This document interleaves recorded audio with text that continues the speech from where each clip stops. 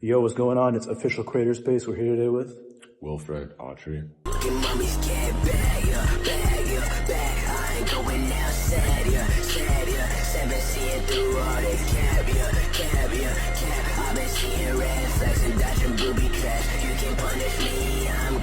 Welcome to the show. Your painting and photography. So first, I want you to tell me, who are your inspirations for painting? So my inspirations for painting is Pablo Picasso, because Picasso was just super consistent with like encapsulating that like African Cubism and like the like multi-dimensional atmosphere he made. He immersed himself into like a different world, and it was just a whole different experience just even viewing his art. So like he's always been a big inspiration of mine and one of my favorite painters, I would say. Yeah.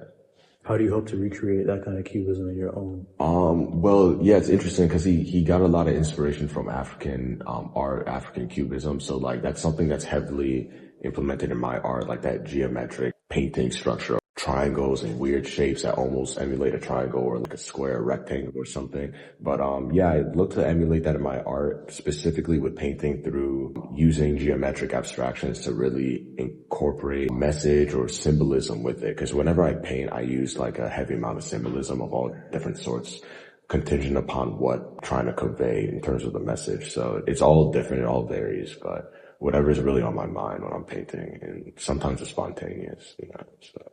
Can you give me an example of one kind of message that you try to convey? There's a lot of spirituality in my painting, my art, due to like my Christian faith and upbringing.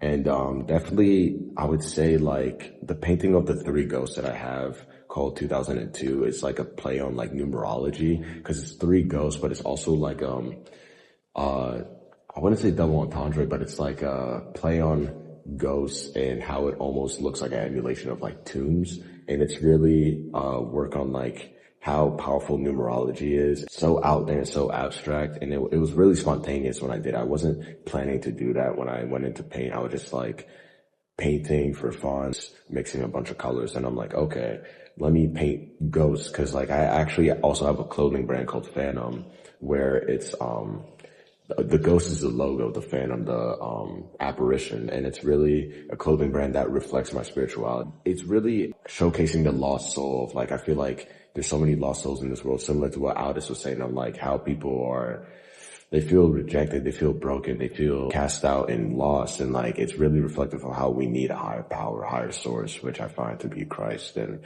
it's tough in like a polarized world to express what you feel is right because of the trepidations and fears of like people, ridiculing you. But it's like we said, like we're out here, we're trying to be like really bold and fervent and passionate about what we believe in. So like I try to make that over in all my art forms. I definitely see that like both you and Aldous are really trying to drive a message, drive like a kind of unity for change kind of thing. Yeah, exactly. Can you tell me about how that shows up in your photography?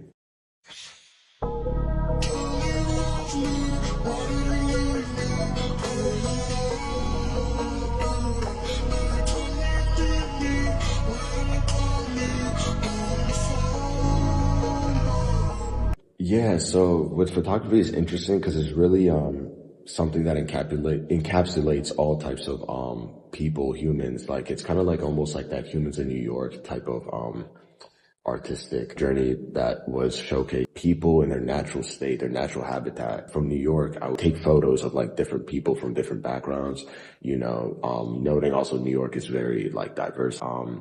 Yeah, and I just love the diversity and the candid shots I would get of people. And I really like just delve deep into like getting candid photos of people, because at the end of the day, I work on mostly black and white imagery, and it really makes you feel some type of way when you take those type of photos. It's so atmospheric. I can't even put my finger on it to explain it comprehensively. It's just super compelling, like the way it showcases emotion, like with sharp contrast in a black and white image, and then like the graininess. It's almost like a mix of like contemporary versus like vintage quality styles, with like the filmy, grainy look, and the modern day sharp, very high masking look of like main subject being out there, but it's like still embedded in the atmosphere that it's in. So like I like to showcase different races, different walks of life, like whether they're in a city, they're in a school, they're in a church, they're in their job. I would honestly photograph people in a prison if they wanted to really just showcase the state of being people are in,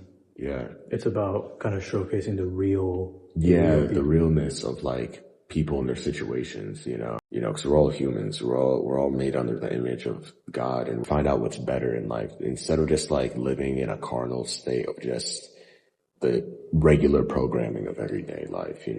I try to take my art to another level where it really, can like inspire people to push for what they believe in. And I would see myself as a very spiritual person, like that really am tied to my Christian faith. So I really push for that change through the good values of like Christ. It's always a process of like really incorporating frameworks into my art that can really like do that, glorify, what needs to be. And, they often say that, photography, no matter how real it's trying to be, it's always through the eye of the photographer. Right. And you've talked a lot about spirituality, right. about unity, about capturing the real. So what's like, in one short sentence, like, what do you want to push through your art, through your fashion company, through your photography? What is your mission?